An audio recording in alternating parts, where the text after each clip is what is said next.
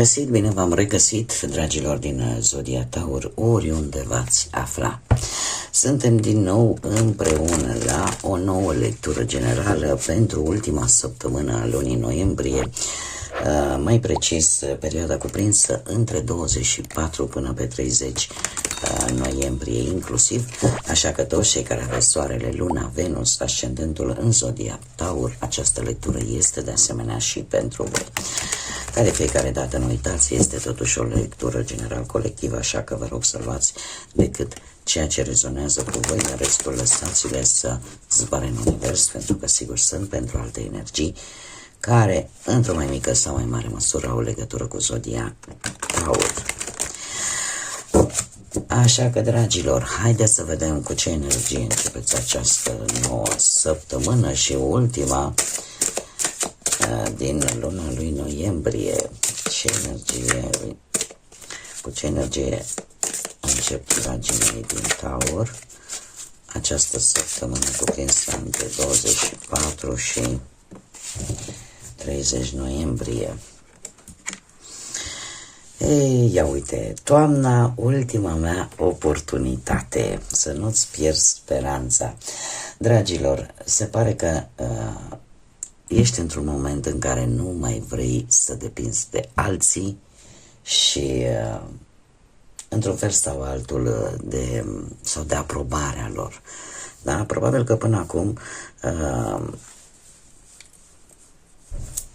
la modul practic ați depins de alte persoane sau ați depins de o anumită situație, iar nu mai vreți, pur și simplu. Nu știu dacă cifra 6 vă spune ceva, dar nu mai vreți. Vreți să vă detașați de o anumită situație în care trebuia poate să faceți pe plac altora sau unde de fiecare dată trebuia să cereți aprobarea altor persoane. Tocmai de aceea se pare că în această săptămână intrați cu această energie de a profita de o șansă, de o oportunitate care vi se oferă în acest sfârșit de toamnă, ca voi să vă independizați într-un fel sau altul. Ca voi să reușiți să faceți ceva pe cont propriu. Haideți să vedem acum ce ne spune și tarotul. Ce vine pentru dragii mei din Taur în săptămâna 24-30 noiembrie?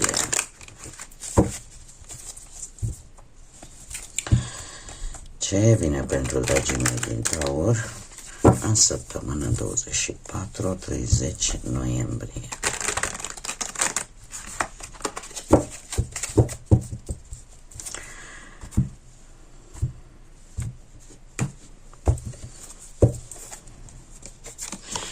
Și haideți să vedem.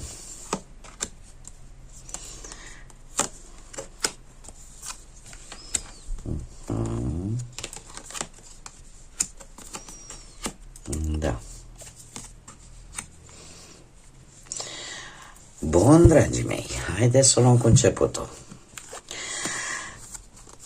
Situația actuală este un 5 de monede. Sunteți un pic necăjiți. Cred că o lipsă de bani, de finanțe, da? Sau cu finanțele nu mergeți voi prea bine sau sunteți cumva plătiți poate prea puțin la actualul job și lucrul ăsta se resimte. Ce aș vrea eu să spun? Că în acest moment aveți un sentiment posibil de izolare, un sentiment ușor de nesiguranță sau, cum am mai spus, de anumite dificultăți economice sau materiale. Simțiți această necesitate de a trece peste toate aceste lucruri, dar în același timp lipsa stabilității vă face să vă simțiți un pic mai vulnerabili. Există o anumită teamă vis-a-vis de viitor, de cum va fi acest viitor. Poate că este o perioadă de probă, aș spune, destul de grea pentru voi. Dar trebuie să vă spun că sunteți foarte aproape ca această perioadă, într-un fel sau altul, să se termine. Și este foarte interesant. De ce? Pentru că, în mod normal, această carte ar fi trebuit să ne arate un blocaj. Ar trebui să ne arate un blocaj, doar că acest as de bâte este, cum să spun eu, ceea ce de fapt vă blochează pe voi, pentru că aici vorbim, asul de bâte ne vorbește de o nouă șansă foarte bună, mai ales pe parte profesională. De adevărat și pe parte sentimentală, dar mai ales pe parte profesională este un nou început super în forță care vine către voi. O șansă, o oportunitate care vine și de care cere acțiune, care cere inițiativă. Ceea ce vă blochează pe voi, în schimb, nu este șansa sau ocazia în sine, ci este lipsa de motivație, lipsa de ambiție pentru a merge mai departe, pentru a profita de această pentru a profita de această șansă, de această oportunitate care vine către voi. Pentru că atâta timp cât nu există acțiune, da? Nu există motivație, nu există ambiție, e foarte complicat să poți ieși dintr-o stare de genul acesta. Dar șansa vine. Șansa vine, dar cred că singurul blocaj pe care eu îl văd aici sunteți, din păcate, chiar voi. Da? Pentru că sunteți atât de necăjiți, atât de supărați în condițiile în care energia voastră este una în care știi, trebuie să fac ceva. Da? Acum trebuie să fac ceva. Cum bine vedem, toamna, ultima mea șansă, ultima mea oportunitate. Bun, haideți să vedem acum ce gânduri aveți. Gândurile voastre nu sunt unele rele deloc. Și uite că dacă a venit vorba, haideți să vedem și zodiile. Aici avem zodia Leu, avem alte zodii de pământ, la fel ca și voi, Taur, Fecioară, Capricorn. Și cam atât. Bun. Asta dacă rezonați cu acest lucru. Voi ce vă doriți acum este să treceți peste această situație sau cel puțin să o dominați, să știți cum să o manevrați în așa fel, cum să o controlați în așa fel încât să treceți peste această perioadă de criză, peste această problemă și trebuie să vă spun că pentru asta vă trebuie și un pic de strategie, da? Vă trebuie și un pic de planificare. Poate că unii dintre voi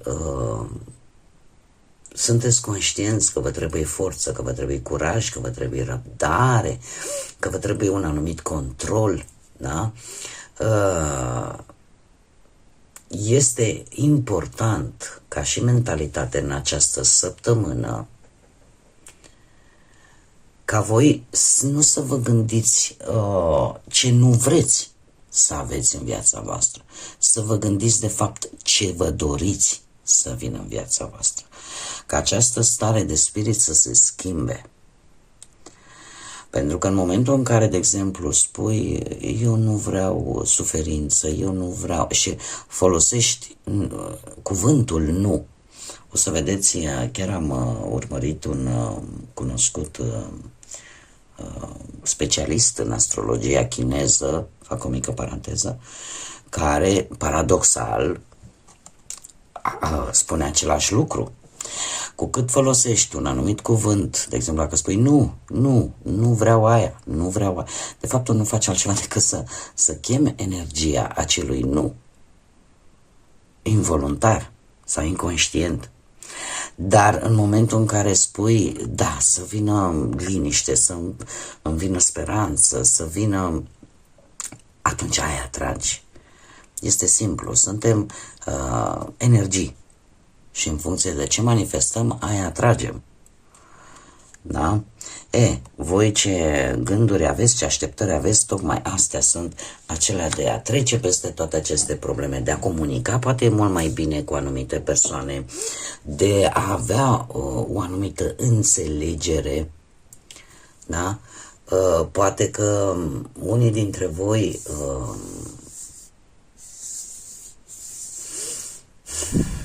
ar fi bine să nu vă precipitați în a găsi soluții foarte urgente și pe care Nu le gândiți pentru că vă puteți înșela foarte ușor și să nu obțineți rezultatele pe care voi vi le-ați dorit. Da? Adică totuși trebuie făcut cu un pic de... să îmblânziți oarecum situația complicată în care vă aflați și să încercați oarecum să o manipulați în așa fel încât să fie un pic și în beneficiul vostru. Iar asta o puteți face foarte bine prin intermediul cuvântului. Nu este nevoie să dați cu pumnul în masă, nu este nevoie de acțiuni necugetate, este o săptămână în care ar trebui să folosiți foarte mult partea verbală. De ce ar trebui să-ți dai seama?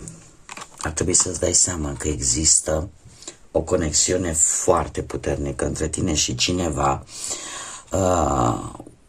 care poate să fie perechea ta, poate să fie cineva din familia ta, poate să fie cineva din cercul tău intim, din cercul tău cel mai apropiat. Acest doi de cupe spune că sunt șanse ca voi să comunicați. Dacă veți ține cont de acest aspect, veți comunica foarte bine, mai ales cei care poate aveți de dat vreun interviu, da?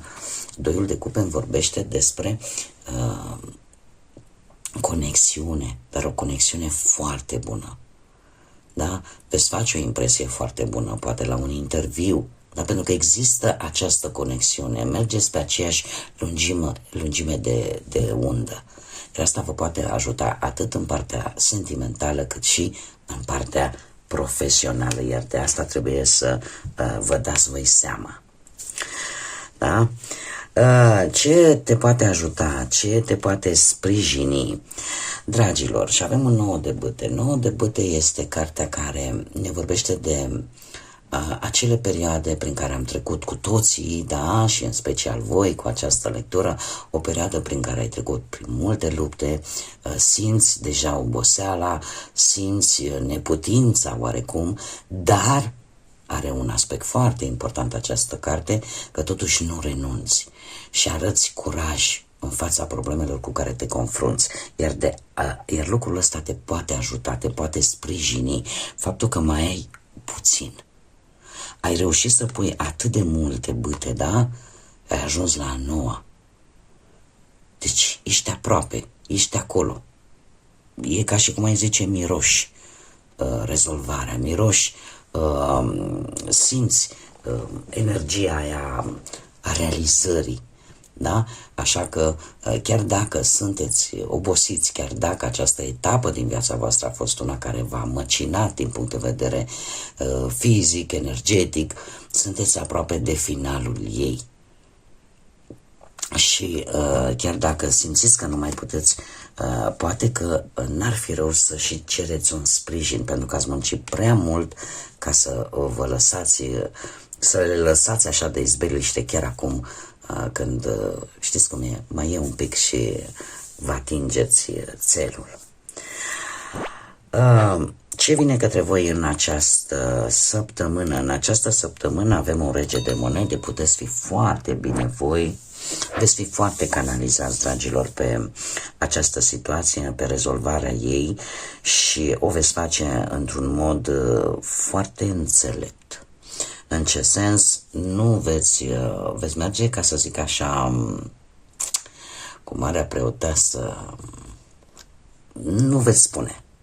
Veți ascunde adevăratele voastre intenții, dar voi veți fi canalizați strict pe ceea ce vă interesează pe voi cel mai mult în această săptămână, fără să dați foarte multe relații despre strategia pe care voi o veți aborda, despre felul în care voi veți acționa. E posibil în această săptămână să fiți și un pic mai, să aveți tendința asta un pic să fiți un pic mai solitari, da? Să stați mai mult singurei, tocmai pentru că ce este aici vă interesează în mod direct și toată energia voastră, ca să zic așa, se va comasa pe această situație cu care care pe voi vă preocupă.